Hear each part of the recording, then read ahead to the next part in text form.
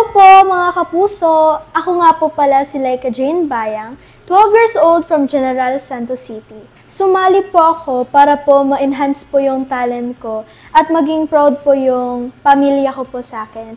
At makita po ng mga tao na kung ano po yung talent ko po. Nagsimula po akong kumanta noong 3 years old po ako. Noong 3 years old po ako, yung family ko po nakadiscover ng potential ko po sa singing nung sumali po ako sa school competition ko po. Nag-start po akong sumali sa mga singing contest po noong 7 years old po ako. Ang ginagawa ko po sa napapanalunan ko po is binibigay ko po siya kay mama para po makabayad po kami sa mga bills namin, pangbili po ng mga school supplies para po sa pamilya po namin.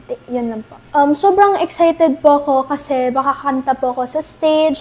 Mamimit ko po yung mga coaches po, mga iba't ibang artista. Siyempre po mapapanood po ako ng family ko, so doon po ako na-excite. Abangan at supportahan niyo po ako sa journey ko dito.